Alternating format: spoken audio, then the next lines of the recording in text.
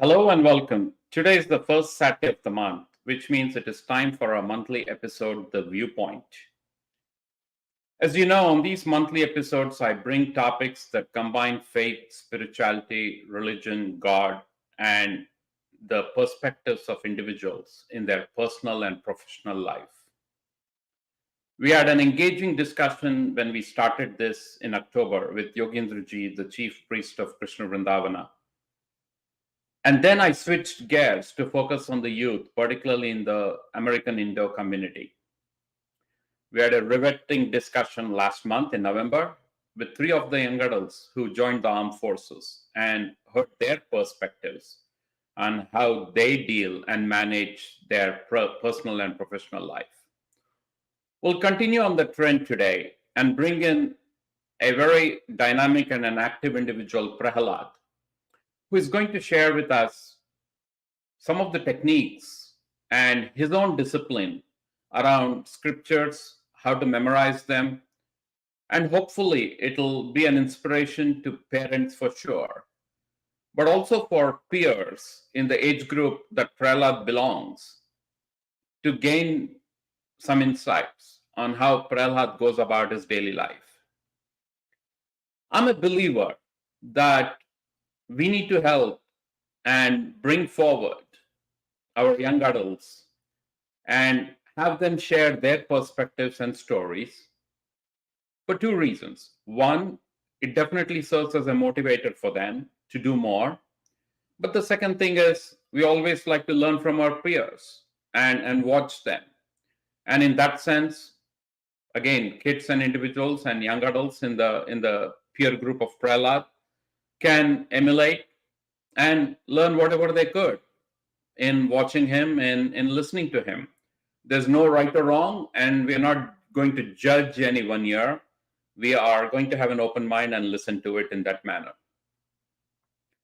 Starting next month, we'll get back on a cadence and talk to teachers, practitioners, and experts in the various fields of spirituality, faith, and religion, and all those related aspects.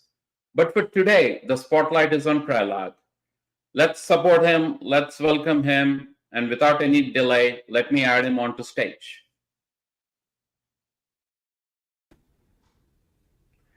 Hello, Prahalad, how are you? I'm good, Uncle. How are you?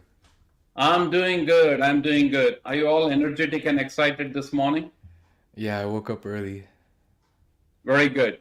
Do you mind just speak a little bit louder so that your voice comes through well, okay? Yeah, yeah. So, Yeah. be at ease, relax. Mm-hmm. This is something, it's a dialogue. And I just want everyone watching just to hear from you. No one is going to judge you. There's no right or wrong answer. You're not competing with anyone. Neither are you trying to baseline yourself with anyone. So just be at ease. Yep. I remember you. The two things when I think about you that come to my mind. I remember two incidents in your own life that I remember ever since I've seen you as a kid. The first one I remember was you were this bubbly little kid who really wanted to sing, and Mm-hmm. you were part of the group that we were in, I remember. where Yeah. we performed and we sang for Rukmini Kalyanam. Mm-hmm. Um, and I was as much as a beginner as you were. Probably you were more advanced in singing, but definitely I was a toddler when it comes to singing at that event. So I remember you distinctly then. The second time I remember you was when I know you had expressed you wanted to sport a shika, Yeah. and I know I had written a letter so that you can take it to your school. Yes. Do you still have that? Do you still wear that? No, I don't have the shika anymore, but I do keep like the letter printed out because it was part of my extracurricular activity that I was part of called Civil Air Patrol. It was mentioned in the previous interview as well for last month. And it's like an Air Force thing, so they have very strict grooming, like haircuts and everything. So if there's any religious excuse you need, you have to get a letter written by a temple or a priest or something to certify that. So I still keep that printed out in my wallet every time I go to the meetings. Got it. Very good. Glad you do that. And for folks listening who are not familiar with the shika, essentially it's a lock or a tuft of hair that you sport at the back. And ideally, it should start off from the Sahasrara chakra. And if you're wondering what is the Sahasrara chakra, you can check out one of the videos on Ask Krishna channel on this channel, and you will hear, and you will there's I think a couple of episodes that talk about all the chakras, including the Sahasrara, or as the French philosopher Rene Descartes called it, the seat of the soul. So even there's a linkage to that. So again, shika is a tuft of hair that you sport there, and the whole purpose of that is to drive um, channeling your thoughts and single pointedness. It is not so much how much hair you sport at the back. It's a symbolic representation to channel your thoughts. Again, the value of it is as long as you leverage it as a symbolic representation and not a fancy statement in that regard.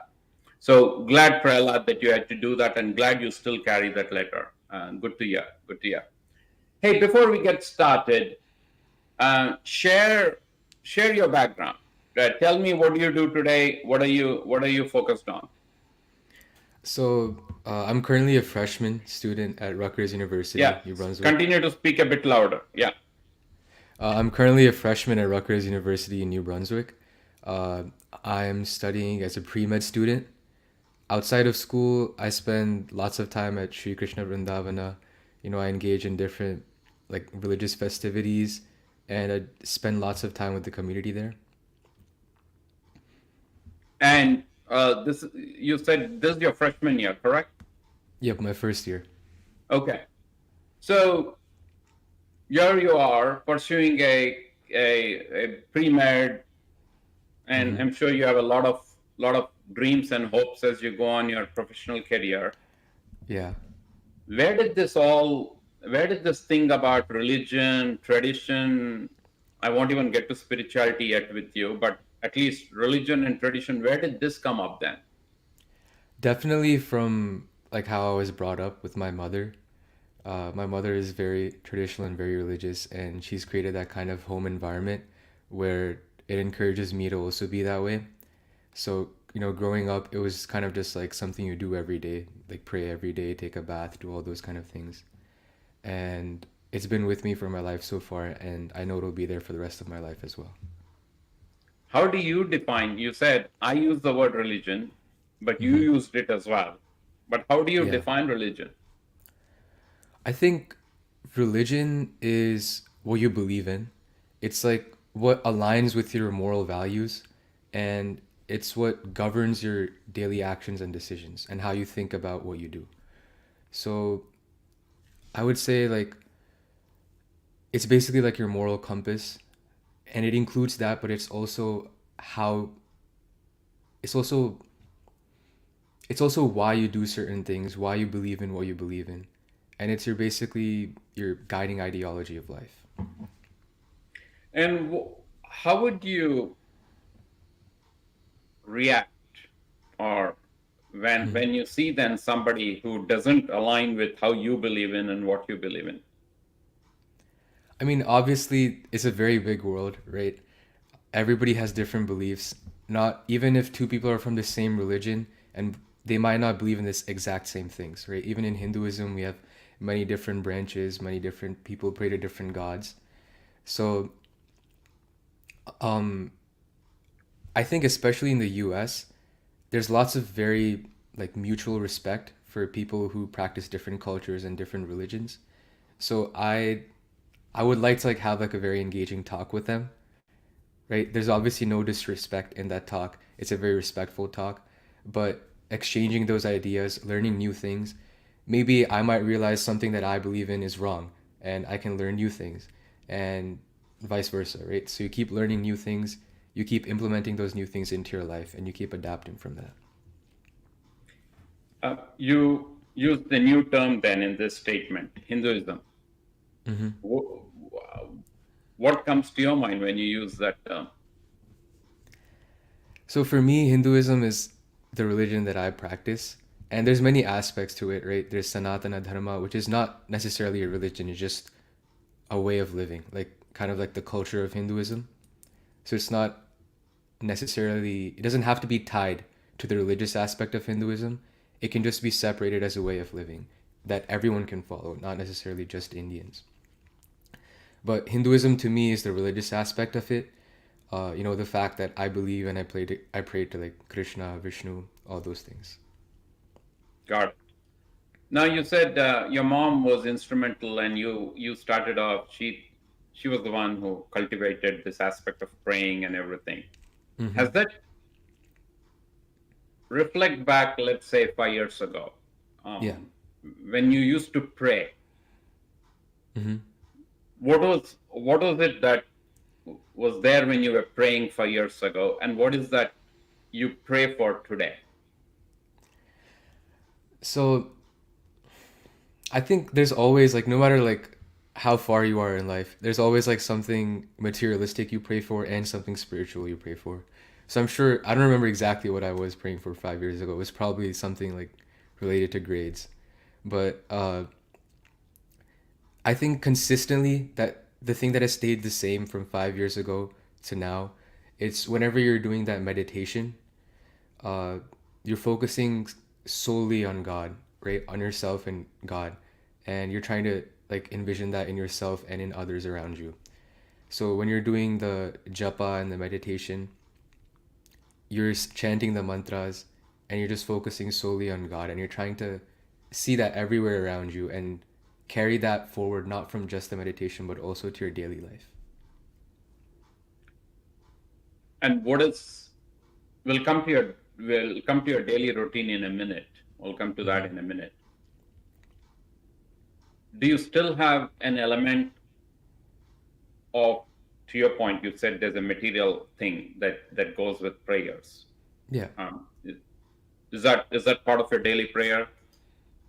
It's not part of my daily prayer, but every once in a while, like if you're struggling through something, you'll be like, God, please help me. Like that's something that just happens naturally.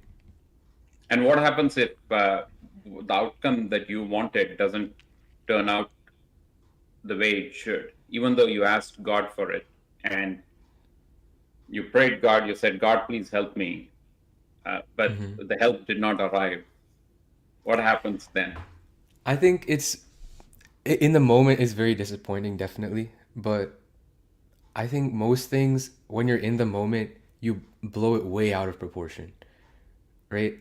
If you're like in an interview for like a college or something, and then you didn't get into the college that you wanted, you're like, oh God, like I didn't get into the college I want. But then you go to college and you realize most colleges are 90% the same.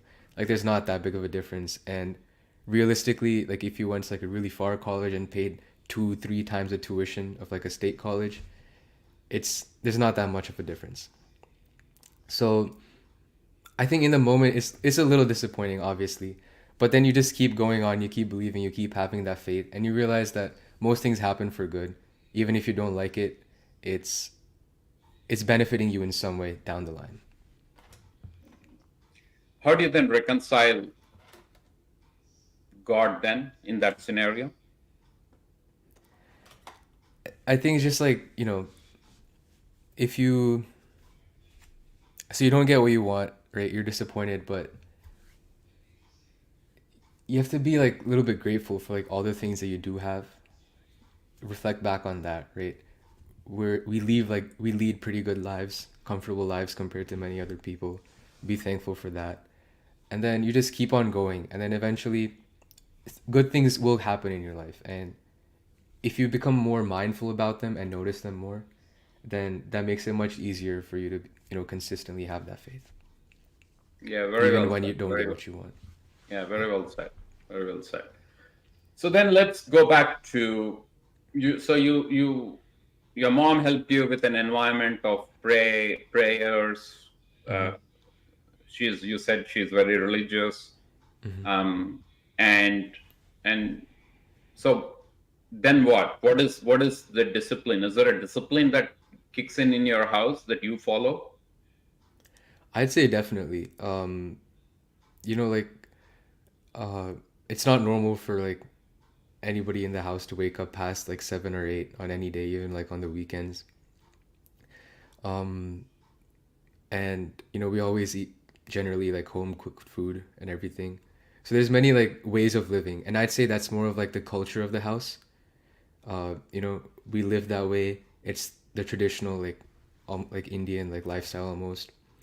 And for the most part, it's pretty good because I'd say I'm very like healthy mentally and physically, and it's good that I'm living that way because I feel pretty at ease. I feel pretty happy. What about the days when you just don't feel like waking up and following that discipline? What goes on? Is there something that comes in your house that says, is there a saying, or is your mom behind you saying something's going to happen if you don't follow? Not necessarily. Sometimes yes, but not necessarily. Um, if you had a long day, right? You've come back from class at like maybe like 11 o'clock in the night, 12 o'clock, and then you have some other work. It's understandable, like 1 or 2 days here and there, but for the most part, if it happens consistently day after day, she would say that. Like she would, like be a little bit like scolding, threatening. But it's more for like the fact that you don't want to fall into bad habits of waking up late. Because I feel better when I wake up early and on time because I look at the time and it's 10 o'clock and I've already like done so much of my day. I've been through so many things. I've accomplished so much. It makes you feel better. And then you kind of like align with like the day. You sleep at night, wake up properly in the morning. So it just flows well. Got it. So let's get to your discipline then, your daily routine rather. I wouldn't call it a Hmm. discipline, daily routine. Um, of course, I'm making a table stakes assumption that you take bath and then you are Yeah. praying. Hmm. I'll make that table stakes assumption. So you start praying, and what all do you recite something, or Yeah. what do you recite? So I start off with my Sandhya Vandana. I go through that whole procedure, do the Gayatri Japa, everything. And after that, I'll say a few Vedas. So I say Manyu Sukta because that's like that's praising Lord Narasimha. So I say that every day. And then after that, I'll say a portion of Vayu Stuti, which is praising, Hanuman Vayu, the different avatars of Lord Vayu. And then after that, usually like I'll have school or something like starting soon, so I won't have time in the morning to do that much. And then maybe while I'm driving to school, I'll say like a chapter of Bhagavad Gita or some other shlokas that I want to say. Same thing on the way back. Because driving takes, 15, 20 minutes here and there, so easily you can complete some stuff in the car. Um, and then in the evening, again, Sandhya Vandana. And then if I have missed anything that I wanted to say, I'll say that. Or if it's a special day, I'll say things according to that day. And is there, once you come back home, you say the Sandhya Vandanam, and then is there anything else that happens that you do? Usually not because I've already finished everything by that time, right? Like going in the car, I've said a chapter of Bhagavad Gita, coming back, I've said, different stotras. So everything is usually done. I usually just do my Sandhya Vandana. But if it's like a Monday, I'll say Rudram, which is for Shiva. Hmm. So stuff like that. And what's your weekend routine? Same thing. And I know you also are in a process of learning new and new, Yes. whether it's Uh, sutras or whether it is mantras. You're in a routine of that. yeah. What are what are some of those, Prela? I'm actually like lucky enough to like be learning from Krishnamurti sir at the temple. So he teaches the shloka classes every weekend, and it's very slow paced, but it's good because you perfect what you learn. So whatever you learn, you have it perfected. There's no mistakes. He'll go very in depth, make sure there are no pronunciation mistakes, because that's one of the most important things while chanting these mantras. And that's every week. So every week, just like practicing that. Let me switch gears, and maybe you could guide a little bit here. Hmm. So you mentioned the Gita, you mentioned Vayustuti, you mentioned a few of the other hymns. All of that have a linkage to the Vedic. the Vedic aspect of it. Yeah. How do you go about memorizing these? When you said, "Hey, while driving, I just I chant a chapter of Bhagavad Gita." Hmm. Um, are you listening to Bhagavad Gita then, or are you chanting Bhagavad Gita through memory, or out of your memory? So while I'm driving, just to make sure I don't, make any like silly mistakes or something, I have like recorded audio of the Bhagavad Gita that I record on my phone and keep. So I just play the voice memo and I say along with that. Got it. And how did you end up memorizing these scriptures? What would you, so somebody listening to this, right? Whether it's live Mm-hmm. now or recording, how would they benefit from your journey of how you went about memorizing them? Because it's not like you understood the meaning of all the 700 verses. Yeah. Is it fair to say? Again, I don't want to Yeah, make an obviously. assumption Yeah. there. Yeah, Yeah. okay. So it's not like you understood the meaning of all the 700 verses, but at the same time, you ended up memorizing those 700 verses. So how did you go about that? So going about memorization is it's a little like difficult, but it's not hard if you do it consistently. Just doing it like very consistently is really hard. And even like now, like if I'm learning something new, it's really hard to stick to something consistently. But um, I'd say there's lots of things you can do to make it easier. Uh, the first thing would be like starting small. So most Bhagavad Gita classes that you join, whether it's like with the temple or different organizations, they usually start with the smallest chapter, which is chapter 12. It has Mm-hmm. only 20 shlokas compared to average of like 30, 40 shlokas for other chapters. And starting small gives you the confidence so that when you're like 2 3 weeks in, you can look back and say, oh, I've already finished like one or two chapters. Like I have something that I can be proud of, I can look back upon and say like I did this. And that gives you the motivation to keep going forward and keep learning until you finish the whole book.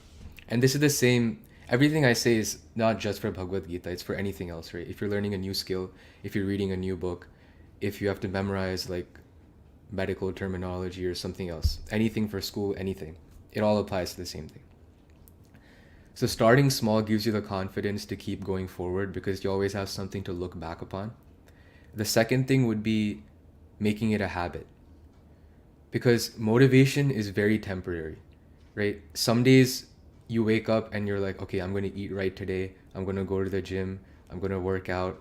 I'm going to sleep right. I'm going to do all of these things. And you might be able to do it that whole day. Then the next day, maybe you falter a little bit. Third day, even more. Then fourth day, you're not doing it at all. So motivation is very temporary and you'll get waves of motivation, but it won't be consistent. On the other hand, making a habit is very long lasting. It's like a continuous stream of water. But it takes it because it doesn't take any energy to follow a habit. When you wake up in the morning, you just brush your teeth automatically. You don't have to put any conscious effort into saying, "Oh, I have to brush my teeth."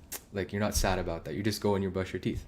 You brush your teeth, then you wash your face and you take a bath. It's all just part of your habit. So making learning Bhagavad Gita every day a habit makes it easier to do than makes it easier to do consistently than going off of just waves of motivation that you get.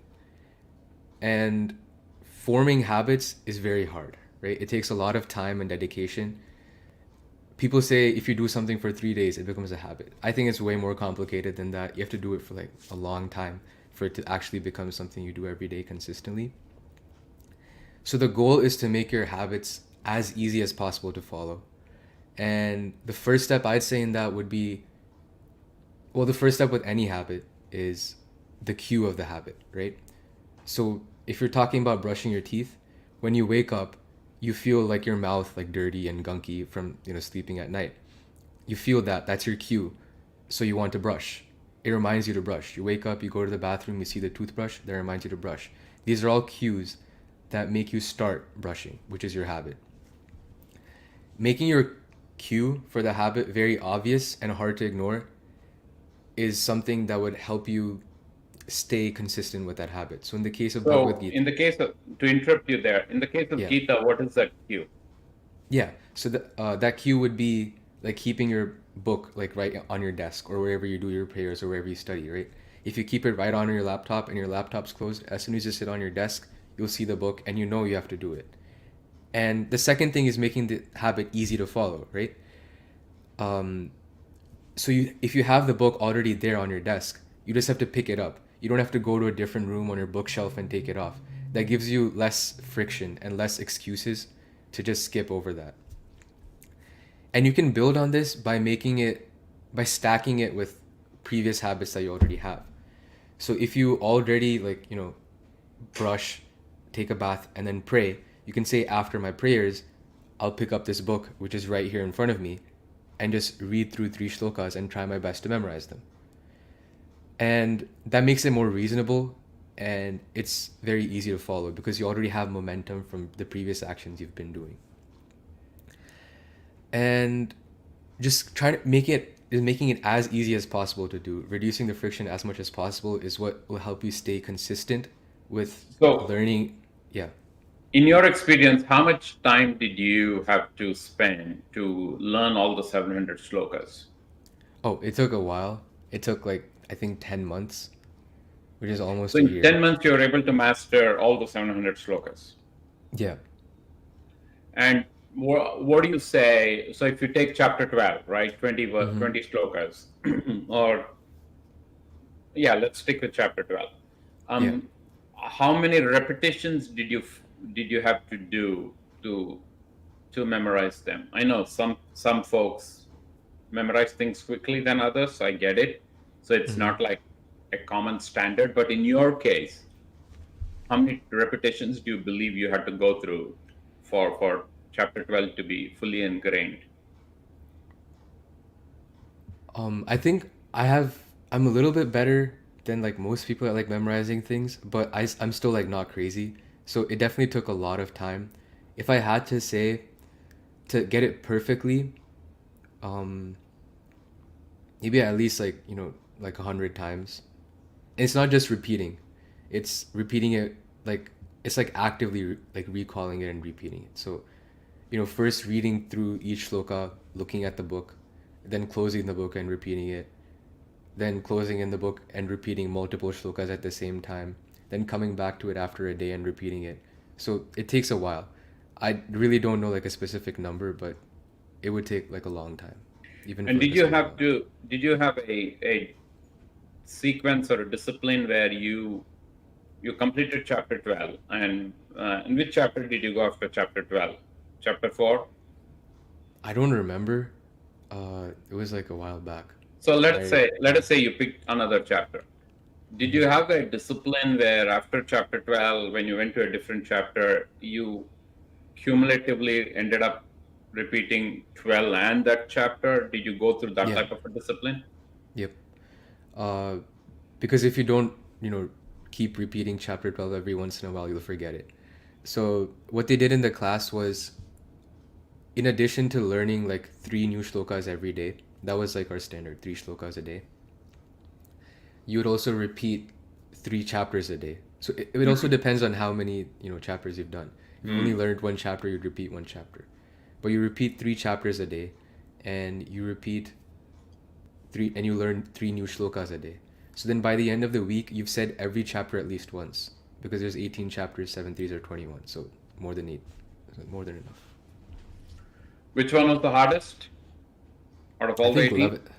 11th chapter. 11 It's is not the 11 is 55 verses, correct? yeah, it's Yeah. yeah. It's not the longest, but Yeah. it's the Longest is 18. trickiest. Sure. Yeah. Yeah, but it's No. the trickiest, and the shlokas are, it's like in a different meter. So I think it might actually be longer if you take like the time to chant and Yeah. figure that out. Yeah. That is correct. That's correct.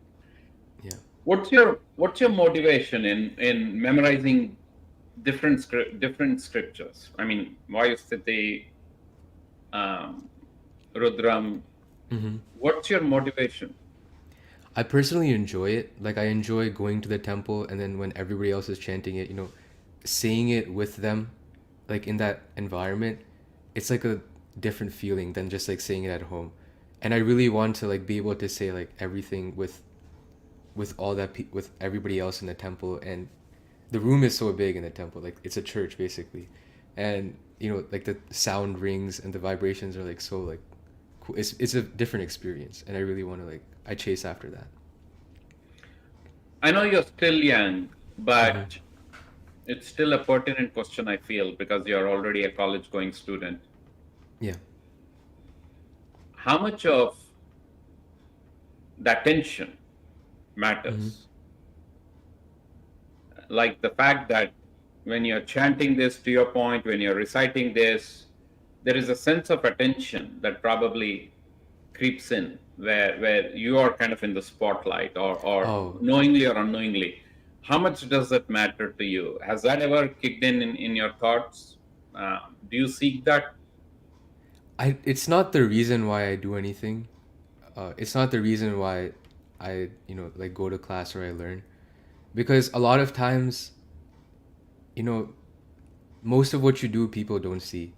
It's just like occasionally like at the big events, like sometimes they might see it, but that's not why you do it consistently on an everyday basis. You won't have that.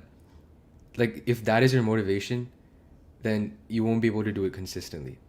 Like it'll run out very fast because you'll do it for 2 days, nobody will see you doing anything, and then you'll be like, okay, it's not worth it.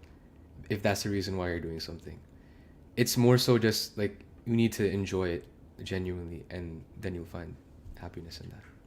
Very interesting you say that, because one of the things that I made it as a fundamental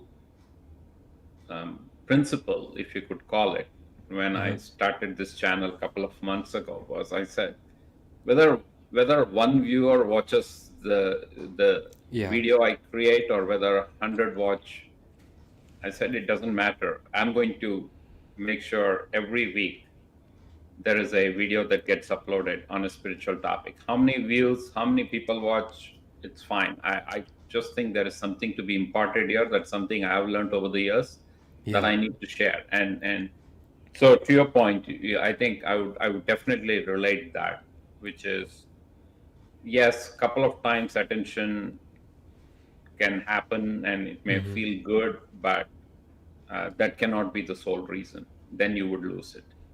Yeah, for sure.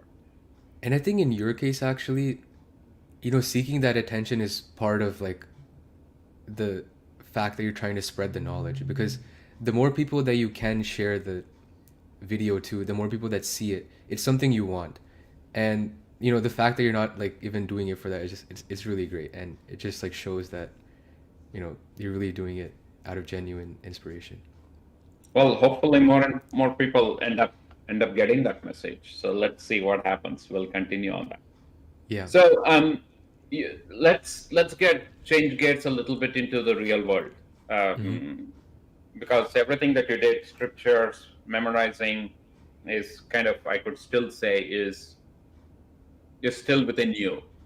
Yeah. Still within you. But then you get to the real world. How do you balance yourself with the cultural diversity that kicks in, whether it is in your high school that it was, or whether now in your college? How do you balance that? You as an individual, as you said, you're driving and you're listening to Bhagavad Gita. You're not listening to, I don't know who the latest hits are, from a music and all of that. You're not listening to more of the traditional songs, and or rather what happens normally, right? Whether Yeah. it's the pop culture or whatever you want to call it, you're not listening to those. How do you balance this now when you when you're in between friends, or when you're in your class and everyone's talking about the latest youth icon and trend, and here you are, who probably is feeling good that you know Bhagavad Gita? um so I think it's important to embrace like different cultures, embrace everything, but it's important to stay true to yourself and not adopt everything that you see. So it's not that like I've like never listened to music, or like I don't listen to music or anything like that, right? Like if like songs are playing, like I'm sure I know like a lot of them. But it's more so that like it's more that I prioritize, right? I first finish my prayers. After that, if I have time, like I listen to audiobooks and stuff like that. But so I'm not like out of touch with like culture completely. I have friends, I talk to them, I know what's going on. I listen to music and stuff. Like that's normal. But it's not like this first thing it's not like my priority. It's not the first thing that I do when I get the chance to do something. That's not the first thing I go to. It's like after like I finish everything, might as well like if you're just like studying, like play some music in the background like that. So you know what's going on with who won the last football NFL game. You're all in tune with all of those. I actually haven't. So I used to follow football like somewhat closely last year, but I haven't watched it this year at all. But if I was, then I would have. Yeah. And how do you manage from a cultural diversity again? The fact that you you said you are a vegetarian, correct? Yeah, yeah. How do you manage the fact that when you're with friends, that may not be the main cuisine there? I think most of my friends are very respectful about that. Um, like even like I take it like a step further. Like I don't really eat eggs or anything as well. So a lot of times when we're going somewhere, like there will be very few things that I can eat. And my friends are very cognizant of that, and it's good because they'll make sure that it's okay with me that we go to this restaurant if we're going together to eat somewhere out. They'll ask me first, hey, like, is there something you can eat there? If not, it's totally fine. We can go somewhere else. And like we always like adjust accordingly. And it's fine. And was what was the motivation for being a vegetarian and continuing to be a vegetarian? It was being a vegetarian was just the way I was brought up, and Uh-huh. like continuing to be a vegetarian is like I can never see myself like eating like another like living thing. So Gotcha. yeah, By the way, if anyone's interested in understanding the difference between a vegetarian and a non-vegetarian and the background as to why, again, eating is a personal choice, but if someone's interested in that, I know there's a video that I did and I've mm, uploaded, and it actually links back to the Upanishads on the actual meaning and the definition of vegetarianism is on the Upanishads. Again, it's not a right or a wrong answer if you eat or you don't eat. That's an yeah, individual's choice. But just the background of that actually comes from that, and what makes up a vegetarian and what does not make it up comes from that. Same with eating onion, garlic, or anything like that. Even that, mm, there's a linkage back to the Upanishads in that. There's a video for that also that I know I did it a couple of months ago. So someone's interested in that. Let's get back to this. So cultural diversity, you manage it that way. Um, who do you look up to, Prahlad? Who do you look up to? that's a interesting question. So I think in different aspects of life, you have to look up to different people. Uh, so like in studies, obviously, like I look up to like the people who are doctors that I know, and because I want to be a doctor eventually, so like that's who I look up to, and I aspire to follow their path. In terms of like the temple, I think we're very lucky to have like Yogindra Acharya in our temple. He's very like he's a very special person, and he's someone I look up to in terms of like religiousness and spirituality. I can never be the same as him, but I can look up to him and try and like take inspiration from that and follow his path as much as I can. So different areas of life, you have to have different people you look up to because you yourself are a very unique person. You have different things that you want to accomplish. You have different things you want to do. So whatever you want to accomplish, you have to look up to different people because there's no one other person who is doing the exact same things as you and is excelling in everything that you're doing. Does it matter?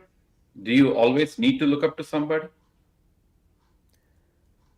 I wouldn't say so, but it definitely probably helps, right? If you're going to exercise and working out and you don't have someone you like look up to or follow like their like workout plan or their guidance, then you might be like making lots of mistakes that you could have avoided if you just, followed someone's path.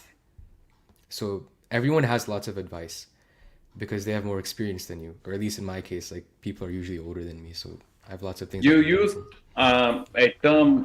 This is the second time you used it. Spirituality. What does that mean? Spirituality, I'd say, is like a subsect of like religion. So, or it doesn't necessarily even have to be religion, right? You don't have to believe in God to be spiritual. It's more like, it's about like the bhakti, like the devotion that you have towards God, I'd say. And if you don't believe in God, it's about like the deep contemplation that you have about like why you do the things you do and why you believe in what you believe in. Do you have someone placed importance, or do you feel you you have the liberty to think, or is your what to think, is that already set? It's definitely influenced. I don't think anybody there's anybody in the world who is like not influenced in some way, at least by their environment. But I feel like I can think very independently and I have my own like independent thoughts that, it's not the same as like anybody else I know. I might agree with a lot of people, but there's always like small differences that you have from, your friends, your teachers, your parents, everyone. But all of those people, your friends, your teachers, your parents, they all play a role in influencing you. So if I was born into like a Christian household, then I wouldn't be the same that I was, right? So it definitely depends on all of that. Very well said. Very well said. I want to spend a couple of minutes on your mom, and then we'll leave it if you have any questions for me as well. Yeah, sure. Um, what is How old are you now? 17. 17. So let's reflect on whatever the last 10 years, probably Hmm. not the toddler years. Yeah. What is one thing that you would say you would repent of doing? Um, that's a good question.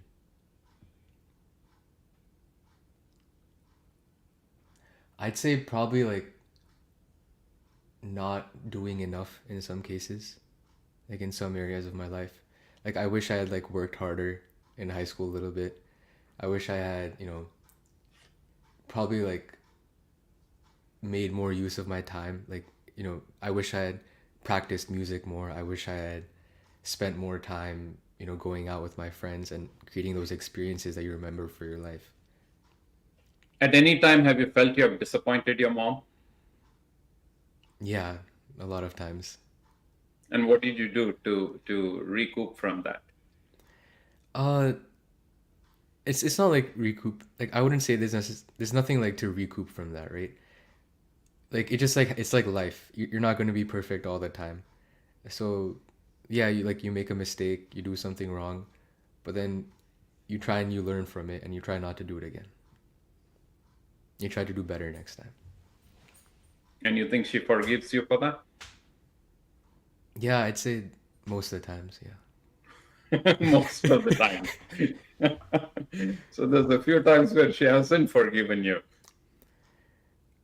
No, I'd say like every single time, like we've like we're on good terms, obviously. So every single time, like it'll work out eventually.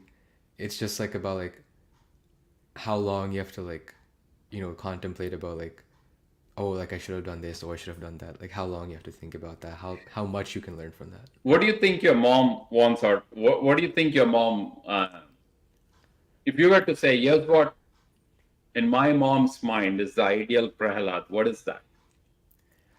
Someone who doesn't care about like, what job he has, how he looks, how other people think of him, like who doesn't care about any of those things, who's someone who's confident in himself to stay true to his own moral values and do what he enjoys and, stay consistent with his faith and practice that a lot. Excellent. Very, very good. Very good. Very good, Prahalad. I hope your story and what you shared, and I truly, truly like the fact that you just shared it out there in the open. Mm-hmm. And hopefully that can serve as a very good inspiration to others. Mm-hmm. Again, there's no right or wrong in any of what you just said. It is how you are at this moment. And I'm sure your thoughts and your feelings and your perceptions will keep changing as you grow up as well in your Yeah. own life, as you learn and more and more, as you acquire more and more experiences. I'm sure that's going to change, or it may just reinforce what you already know. So it could be that as well. But I really enjoyed the discussion. I learned a lot, Mm-hmm. and that is one of the benefits that I have when I do these. I learn a lot. It doesn't matter age, what their beliefs are. It's an Yeah. opportunity to learn. So thank you for that. Thank you for doing this. Mm-hmm. Before we wrap, anything you have on your mind that you wanted to ask, or Yeah. So I wanted to ask you, like, obviously you have children of your own. Um, so what was your perspective on how you raised, your child? Like, did you focus more on like instilling traditional values and creating an environment that supports that, or was it more about giving them the freedom to think and do how they want, and giving them a sense of independence, letting them like find themselves, or was it both? And like, if it was both, like how did you like balance that? I think it has varied, because there was a strict discipline I had, and I don't mean in religious terms. I just Mm-hmm. had a set way that I wanted things to happen. Mm-hmm. One could say it is right, one could say it's wrong. That's fine. But I had that type of a thing. But then I think the most important one was that it's not just me, but even my wife. We made sure that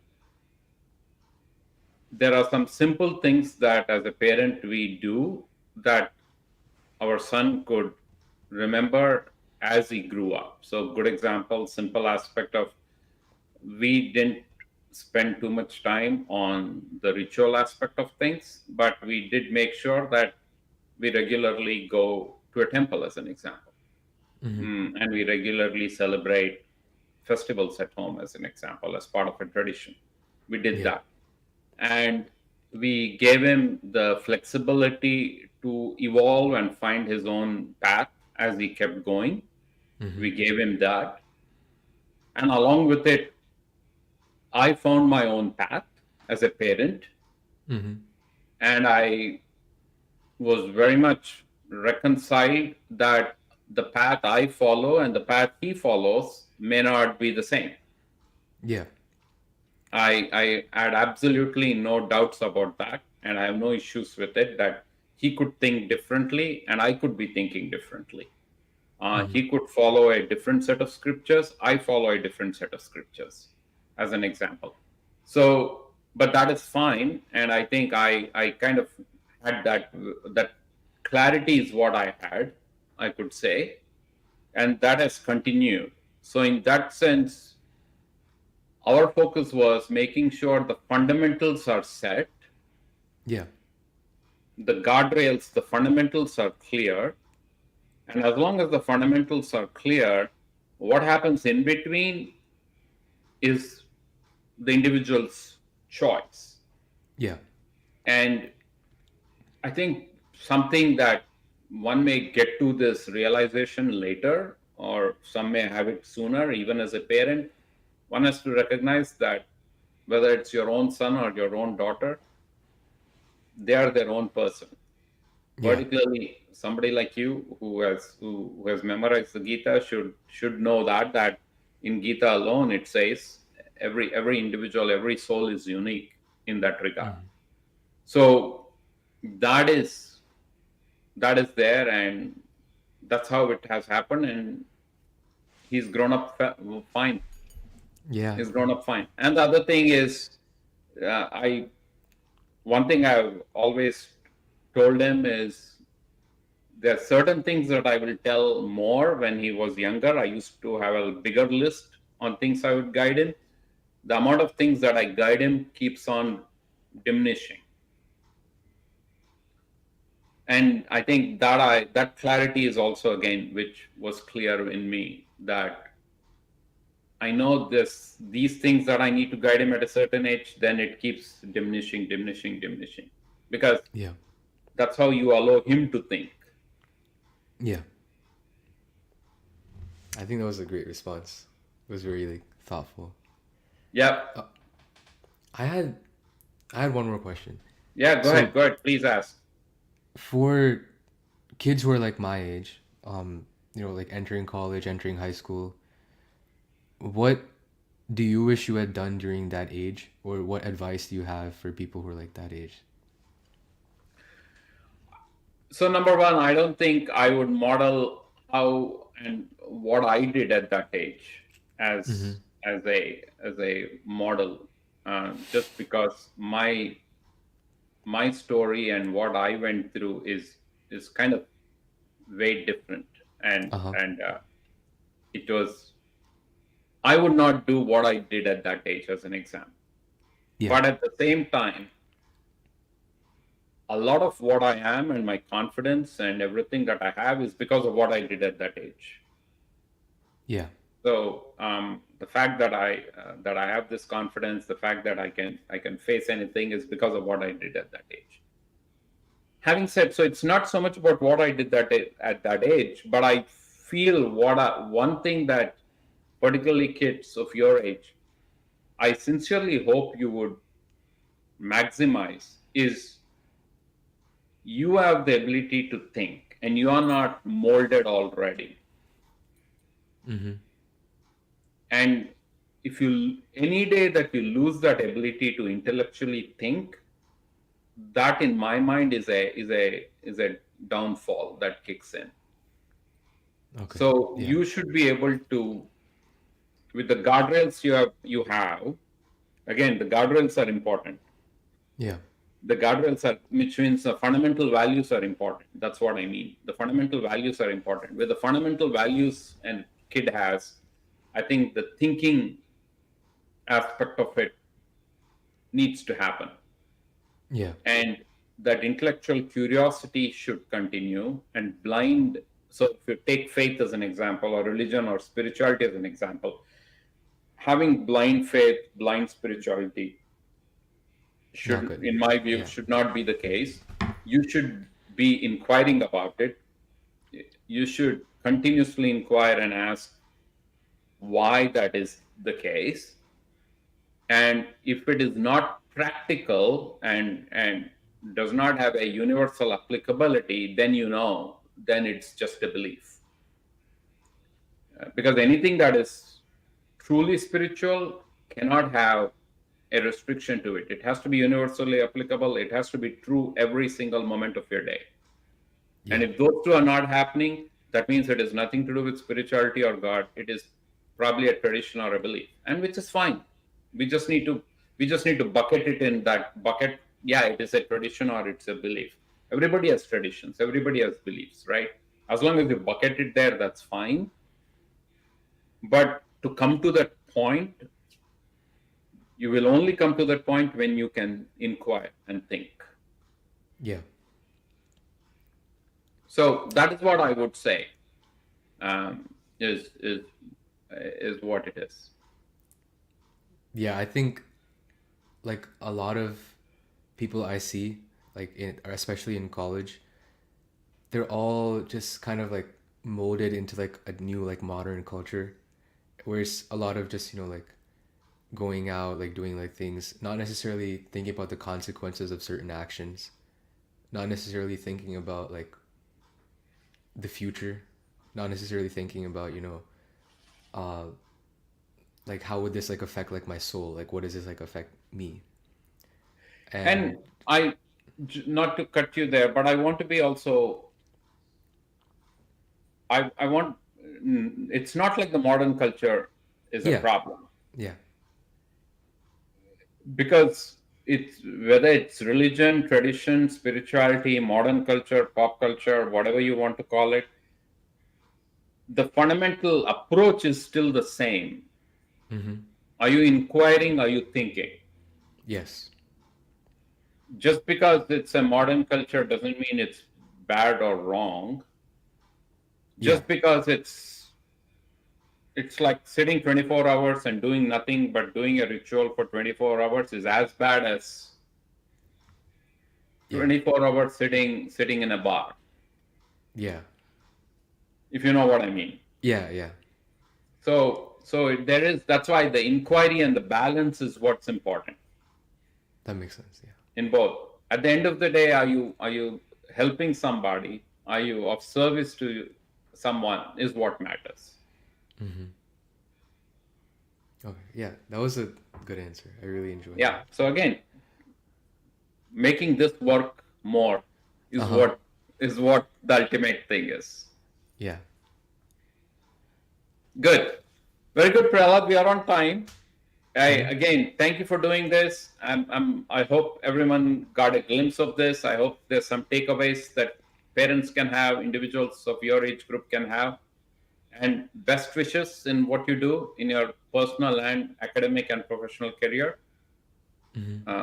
All the best. I have no doubt about it that you will do amazing things, and you'll, more importantly, I'll you will live up to what your mom's ideal Prahalad is, because that, out of this whole discussion we had for the hour, that was the crux of it. If you can live up to that, that is, in my mind, you have achieved everything. Yeah. That definition that you told about mom's ideal Prahalad, I think that is important. So, all the best.